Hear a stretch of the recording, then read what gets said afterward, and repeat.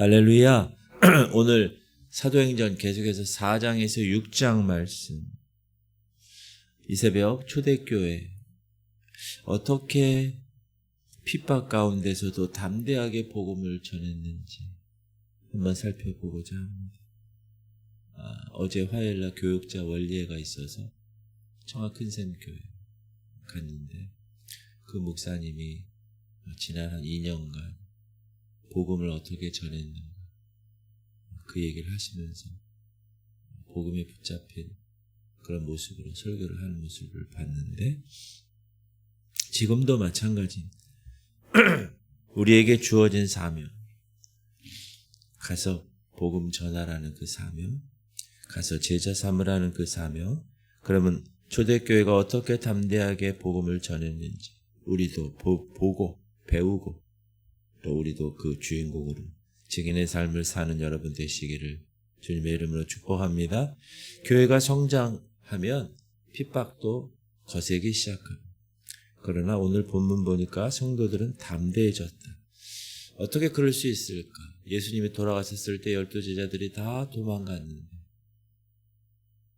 사도행전 1장 8절 성령이 너에게 임하시며, 성령이 임하셔서 권능을 받고 이 핍박에 담대하게 성령 충만한 교회의 모습으로 세워지게 됩니다. 4장 1절부터 22절까지는 3장에서 베드로와 요한이 성전 리문에 있는 안진뱅이를 은과 금은 내게 없거니와 내게 있는 것으로 내게 주노니 곧 나사렛 예수의 이름으로 일어나 걸으라 했을 때 그가 일어났고 걷고 뛰었고 성전에 들어가 하나님을 찬양한 사건, 그 사건을 보고 복음을 전파할 때 3,000명이 회개하고 세례를 받았던 그 사건을 보니 제사장들과 사두개인들이 시기와 질투가 있어서 그들을 붙잡아 옥에 가두죠. 그러나 베드로의 설교를 말씀을 들은 사람 중에 많은 사람이 믿고 남자의 수가 5,000명이나 되었어요. 그리고 그 다음날 공회 앞에 선 베드로는 성령이 충만하여 담대하게 말합니다. 시작. 다른 이로서는 구원을 받을 수 없나니 천하 사람 중에 구원을 받을 만한 다른 이름을 우리에게 주신 일이 없음이라 하였더라. 기독교 신앙의 핵심이죠. 오직 예수 그리스도만이 구원의 길. 다른 사람들은 종교 다원주의를 부르짖는 사람들은 정상은 하나야, 구원의 길은 하나다. 그러나 거기에 도달하는 길은 불교도, 유교도, 천주교도, 이슬람도, 기독교도, 무속도 다 똑같다. 그래서 종교다원, 그 종교화 하나가 될 수 있어. 신부와 목사가 하나가 손잡고 하나가 됩시다. WCC, 종교 다 하나가 됩시다. 완전히 무당들이 나와서 춤을 추고 하나님 부르짖고 완전히 그 송아지를 섬기면서 여호와를 섬기는 구약의 이스라엘 백성들과 똑같은 일들, 그런 일이 지금도 벌어지고 있죠. WEA가 사랑의 교회에서 며칠 전에 있었는데 거기서 동성애는 죄입니다 얘기하고 종교 다원주의를 정확하게 비판한 그런 일들이 있었는데, 세계 복음주의 연합회예요. WEA는 관원들이 베드로와 요한이 공부도 안 하고 그냥 바닷가에서 고기 잡는 학문이 없는 범인으로 알았는데 그들이 예수와 함께 있었던 줄을 알고 놀라죠. 그 관원들이 위협하고 예수의 이름으로 말하지 마 명령하죠. 그러나 베드로와 요한은 멋지게 이 말을 합니다. 19절 베드로와 요한이 대답하여 이르되 하나님 앞에서 너희 말을 듣는 것이 하나님의 말씀을 듣는 것보다 옳은가 판단하라. 우리는 보고 들은 것을 말하지 아니할 수 없다 하니, 위협 앞에서도 흔들리지 않은 진정한 믿음의 모습, 여러분 우리도 이런 담대함을 가지시기 바랍니다. 아유, 내가 복음 전하면 거절하면 어떡해. 거절도 하지요. 거절받기도 하고 하나 훈련시키시기 위해서. 그러나 그러한 것 뛰어넘어서 하나님 말씀을 듣는 게 옳다고 이야기하면서 보고 들은 것을 말하지 아니할 수 없다. 이게 증인이죠. 법정에서 증인 나와.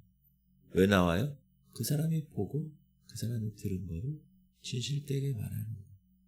이들은 예수 그리스도 부활하신 3일 만에 죽으셨지만 3일 만에 부활하신 예수를 만나서 성령의 역사를 옷 입고 담대하게 보고 들은 것을 말하고 있는 23절부터 31절까지 풀려난 베드로와 요한 자기 사람들에 가서 모든 것을 알리고 성도들과 함께 다른 거 하지 아니하고 기도합니다. 근데 기도의 내용이 뭐죠? 아, 주님 이 핍박을 좀 피하게 해주세요. 그 기도가 아니라 핍박이 있어도 담대하게 말씀을 전하게 하옵소서. 할렐루야. 29절 시작. 주여 이제도 그들의 위협함을 굽어 보시옵고 또 종들로 하여금 담대히 하나님의 말씀을 전하게 하여 주시오며. 이렇게 기도했다. 멋지지 않습니까? 야성을 가진 그리스도인. 기도가 끝나자 모인 곳이 진동하고 다 성령이 충만하고 담대히 하나님의 말씀을 전합니다. 여러분, 진정한 기도, 그것은 우리를 담대하게 만듭니다. 그리고 4장 32절에서 보면 믿는 무리가 한 마음과 한 뜻이 되어서 모든 물건을 서로 통용하고 사유재산을 주장하는 사람이 하나도 없었다. 33절 사도들이 큰 권능으로 주 예수의 부활을 증언하니 무리가 큰 은혜를 받아 성도들이 은혜 받으니까 집 팔고 밭 팔고 그 값을 가져다가 사도들의 발 앞에 두고 각 사람의 필요를 따라 나누어 주고 특별히 바나바 이 사람 구브로 섬에 부동산이 좀 많은데 그걸 다 팔아 그 값을 가져다가 사도들의 발 아래 두지요. 바나바스 위로의 아들이란 이름의 이 바나바스가 나중에 사울에서 바울로 변한 이 사람을 제자들과 같이 이렇게 연계시키는 역할을 하죠. 다리 역할을. 여러분, 참된 교회는 물질을 나누는 공동체예요. 그래서 가난한 사람이 없어야 돼요. 그 공동체에서 서로 나눠주고 서로 도와주고. 그러나 5장에 보니까 아나니아라는 사람과 그의 아내 삽비라 두 부부가 자기도 소유를 팔죠. 다른 사람들이 다. 이 사람들 믿는 사람들이에요. 근데 그 값에서 얼마를 감추죠. 일부만 가져오죠. 사도의 발 앞에 두죠. 그때 베드로가 뭐라고 그래요? 아나니아야, 어찌하여 사단이 네 마음에 가득하여 네가 성령을 속이고 땅값 얼마를 감추어. 문제가 뭐죠? 전부를 드리지 않은 것이 아니라 전부를 드린 것처럼 거짓말을 한 것이 문제였다. 아나니아와 삽비라는 각각 베드로의 책망을 듣고 각각 즉사하죠. 무서운 일이죠. 온 교회에 두려움이 임했고 이 일을 듣는 사람에게 큰 두려움이 임했어요. 회개할 기회조차 없이 그렇게 즉사합니다. 하나님은 거룩하신 분이어서 교회의 거룩함을 지키시는 분이세요. 그 당시 교회가 이제 막 처음에 탁 세팅할 그때였기 때문에 하나님이 그렇게 하셨어요. 왜? 교회의 거룩함을 지키시기 위해서. 거짓이 들어가면 안 되니까. 여러분, 하나님 앞에서 정직하시기 바랍니다. 아셨죠? 모든 일을 다 정직하게 하셔요. 하나님은 외모를 보지 않으시고 뭘 보신다고요? 중심을 보세요. 마음을 보세요. 여러분, 마음을 보세요. 이 새벽 주님을 향한 마음. 피곤한데도 일어나서 주님 앞에 나온 그 모습, 그 마음, 그 태도, 그거를 보시는 줄 믿으시기 바랍니다. 5장 12절부터 사도들의 손으로 인해서 성령의 능력이 나타나죠. 표적과 기사가 일어납니다. 많은 사람들이 병든 사람을 메고 나와 어느 정도냐? 베드로의 그림자라도 덮일까 바라는 거죠. 그런 믿음이 있었다는 거예요. 예루살렘 사방에서 병든 사람과 더러운 귀신에게 괴로움받는 사람을 다 데리고 왔어요. 다 나왔어요. 대제사장과 사두개인들이 시기가 가득하고 사도들을 잡아오게 가두죠. 근데 밤에 우리가 잘 아는 대로 옥문이 열려요. 누가 열어줬어요? 천사가. 그들을 끌어내고 야, 성전에 가서 말씀을 선포하고 가르쳐. 그러니까 대제사장들과 사두개인들이 그걸 듣고 다시 잡아오죠. 그러면서 야, 공회에서 예수의 이름으로 가르치지 마 명령하죠. 그때 베드로와 사도들의 이 담대한 대답 29절 베드로와 사도들이 대답하여 이르되 사람보다 하나님께 순종하는 것이 마땅하니라. 나 사람 보지 않고 하나님 앞에서 삶을 살겠습니다. 그러니까 공회원들이 사도들을 죽이려고 하죠. 그러니까 그 중에 경험 많은 바리새인 가말리엘이라는 사람이 지혜롭게 조언을 합니다.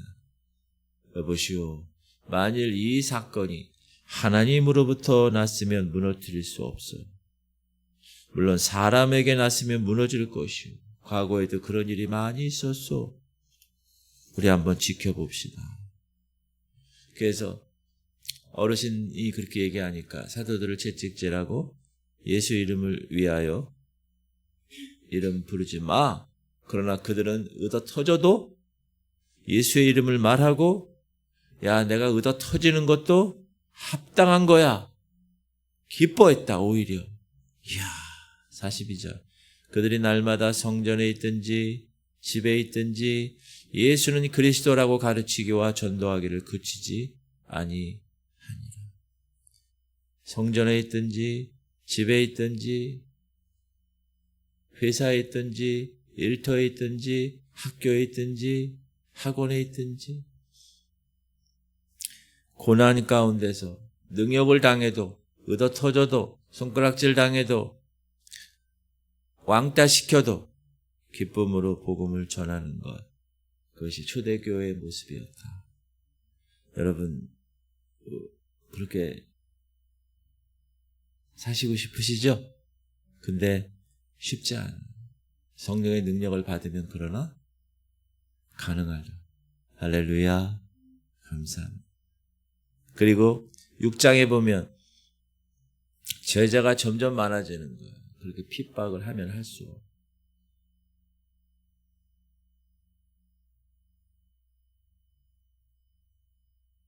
여러분 지금 인도에 얼마나 많은 그리스도인들이 지금 막 죽어가고 있거든요. 근데 오히려 그렇게 핍박을 당하는데 그리스도인들이 많이 일어나고 있어요. 중국도 그렇고. 지금 성령의 불이요. 남미 쪽하고 아프리카 쪽, 인도 쪽, 중국 지하교회 여기서 그냥 지금 막 성령의 불이, 바람이 불고 있어요. 남미하고 아프리카 특히. 요즘 최근에 인도. 힌두교, 이슬람교, 거기는 예수 믿으면 죽어요. 그냥 돌에 맞아 죽어요. 의도 터져 죽고, 칼로 죽고, 명예 더럽혔다고 해서 죽고, 막 이런다. 근데 거기에 지금 놀라운 부흥이 일어나고 있다는 거예요. 야, 지금 초대교회가 제자들이 막 부흥이 일어난 거예요. 성령의 부흥. 그러니까 제자들이 많아졌잖아요. 그러니까 헬라파 유대인들이 히브리파 유대인을 원망하는 거예요. 이 헬라파 유대인들은 다 핍박을 통해서 도망갔다가 나중에 다시 온 사람들. 지금 있는 히브리파 유대인들하고 갈등이 있는 거예요. 왜? 자기들의 과부가 매일 구제해서 빠져서. 옛날 과부는 먹고 살 수가 없었어요. 그래서 꼭 어떻게 해요? 도와줘야 돼요. 그러니까 12사도가 제자들을 불러서 말합니다. 2절 12사도가 모든 제자를 불러 이르되 우리가 하나님의 말씀을 제쳐놓고 접대를 일삼는 것이 마땅치 아니하니. 목회해서 기도하고 말씀 준비하고 성령 충만한 그러한 준비를 해야 되는데 이 일하고 저 일하고 교회에서 일이 너무 많아. 구제하고 뭐하고 청소하고 뭐 닦고 뭐하고 뭐하고 막 해야 되니까. 그러니까 어떻게 해요? 사도들이 7사람을 택하지요. 집사님들. 그분들로 하여금 구제 업무를 맡기죠. 근데 그분들은 성령과 지혜가 충만한 7사람. 예전에 우리 교회 운영위원회가 있었고 지금은 당회가 있잖아요. 거기서 이제 이런 일들을 감당하는 거고. 목회자는 기도와 말씀과 성령 충만함에 더 집중해서 더 그렇게 하라고. 그래서 7집사 스데반, 빌립, 프로고로, 니가노르, 디몬, 바네마, 바메나, 니골라가 선택되죠. 사도들은 기도하는 일과 말씀 전하는 일에 힘씁니다. 그랬더니 7절 하나님의 말씀이 점점 왕성하여 예루살렘에 있는 제자의 수가 더 심히 많아지고 허다한 제사장의 무리도 이 도에 복종하니라. 예수 그리스도의 도에, 예수 그리스도의 말씀에 복종합니다. 교회가 역할을 분담하고 교회가 각자 은사에 따라 섬길 때 말씀이 왕성해지고 교회가 성장하고 부흥합니다. 그 7집사 중에서 스데반 집사 6장 8절부터 은혜와 권능이 충만하여 큰 기사와 표적을 행해요. 목사님이 아니에요. 집사님이에요. 그리고 회당에서 막 변론해요.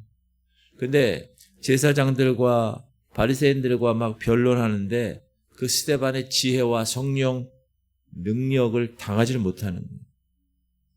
그러니까 이들이 머리를 써서 야비하게 거짓 증인을 세워서 저 친구가 모세와 하나님을 모독했다. 고소하죠. 죽이려고. 그러니까 공회 앞에 변호하기 위해서 딱 선 이 스데반 설교하는 거예요. 변호하는 거예요. 근데 천사의 얼굴 같다고 성경은 기록하고. 무슨 말이죠? 그러한 핍박 가운데서도 하나님의 영광이 그를 덮고 있었다. 할렐루야. 15절 공회 중에 앉은 사람들이 다 스데반을 주목하여 보니 그 얼굴이 천사의 얼굴과 같더라. 아멘. 할렐루야. 오늘 우리에게 주시는 메시지, 여러분, 담대함은, 세상에 대해서 담대함은 어디서 나옵니까? 성령 충만해서 나옵니다. 원래 공부하지 않았던 베드로와 요한이었어요. 근데 성령 충만하니까 공회 앞에서도 누구의 앞에서도 복음을 담대히 전할 수 있었다. 저희 어머님의 고모님이, 고모할머니 저에게 그 당시 여자들 학교를 못 갔는데 그냥 글자 하나하나 배우다가 성령이 임해가지고 얼마나 지혜로우신지. 여러분, 우리가 학교 가서 공부한다고 지혜로운 게 아니라 그거는 이제 지식을 쌓을 수 있어요. 그러나 지혜는 성령께서 주시는 거예요. 여러분 기도 많이 하세요. 두 번째는 핍박 가운데 기도하는 거예요. 초대교회 성도들이 위협받았을 때 주님 이 핍박을 좀 멈추게 하세요 하지 않았어요. 주님 핍박 앞에서도 담대함을 허락하시고 말씀을 담대하게 전하게 하여 주옵소서. 우리도 이런 기도를 해야 될 줄 믿습니다. 그리고 하나님께 순종하는 것이 사람에게 순종하는 것보다 마땅하다. 세상의 가치관이 다 넓은 길로 간다 하더라도 하나님의 말씀의 가치관이 더 중요하고 그 말씀대로 순종하는 것이 마땅하다. 그렇게 선포하며 오늘 살아가실 수 있길 바랍니다.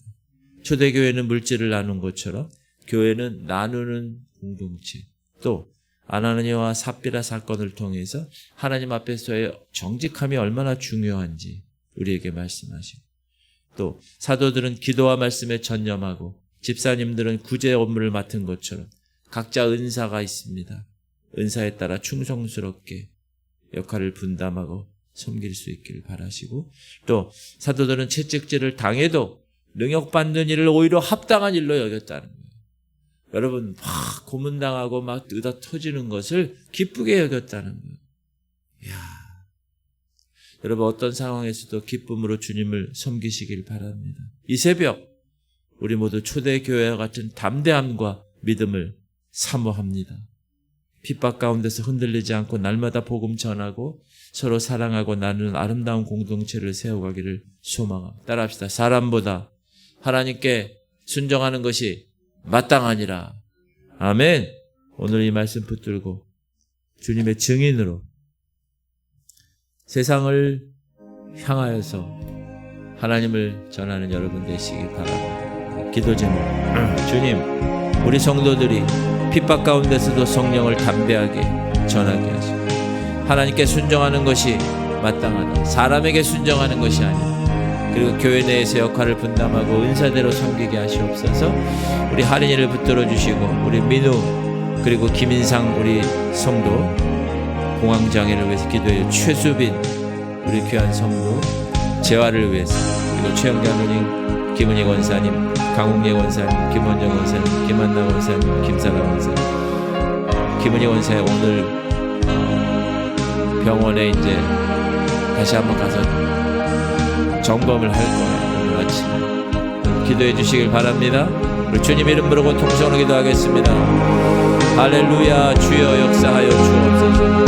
주님 오늘도 주님 붙들어 주옵소서. 하나님, 초대교회는 핍박 가운데서도 그 핍박을 없애달라고 기도하지 아니하고 그 핍박을 뛰어넘어 담대함을 허락함을 주시옵소서 기도한 것입니다.